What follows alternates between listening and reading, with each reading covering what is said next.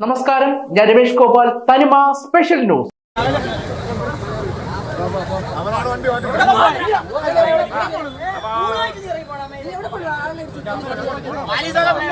അല്ല ഇവര് ഓടിച്ചവന്റെ ലൈസൻസ് എന്തായാലും ക്യാൻസൽ ചെയ്യണം. വണ്ടി ഓടിച്ചവന്റെ ലൈസൻസ് എന്തായാലും ക്യാൻസൽ ചെയ്യണം. ഇവന്റെ പ്രൂഫ് നോക്കി ലൈസൻസ് ക്യാൻസൽ ചെയ്യണം. ഇവ ഇന്ന് ജീവിതത്തിൽ വണ്ടി ഓടിക്കാൻ പാടില്ല.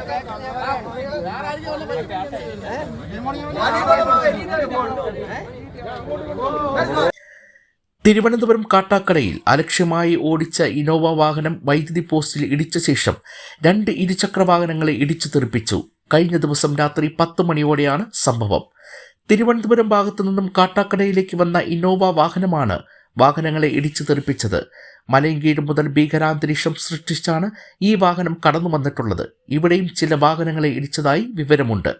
കിള്ളിയിൽ മലക്കരക്കടയ്ക്ക് സമീപം വൈദ്യുതി പോസ്റ്റിൽ ഇടിക്കുകയും തുടർന്ന് മലക്കരക്കടയുടെ മുന്നിലേക്ക് ഇടിച്ചു കയറി ഇവിടെ ഇരുന്ന സ്കൂട്ടറും ഇടിച്ചു തെറിപ്പിച്ച് മുന്നോട്ടു പോകവേ മലക്കരക്കടയിലേക്ക് വന്ന ആളുടെ മറ്റൊരു സ്കൂട്ടറും ഇടിച്ച് നിരക്കി മീറ്ററുകളോളം കൊണ്ടുപോയി.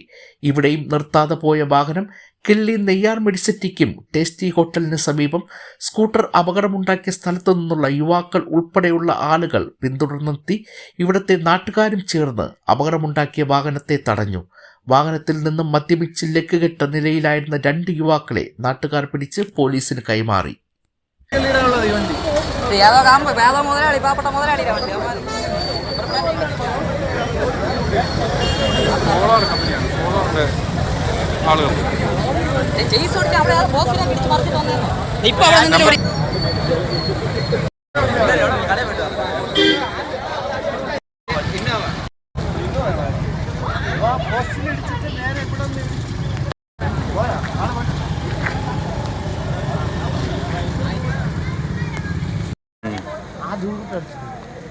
ഓ ഓ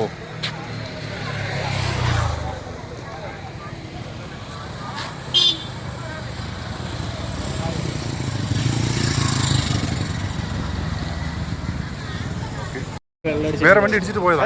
ഇടിച്ചു പോയോ? ഉണ്ടോ? പോലീസുണ്ടോ? ഇപ്പൊ പോയിട്ടുള്ളൂ. അപ്പോൾ സംഭവം സൗണ്ട് കേട്ടോ.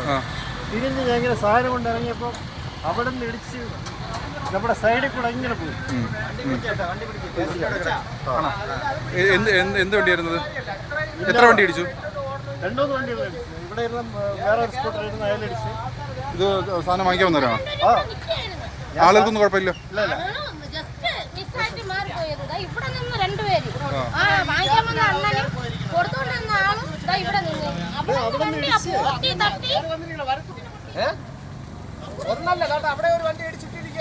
കണ്ടു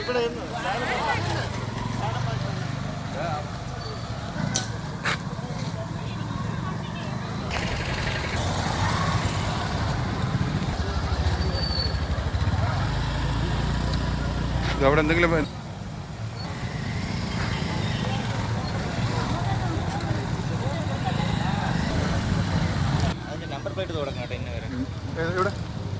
അതാണോ? അതിൻ്റെ എവിടെയാണത്?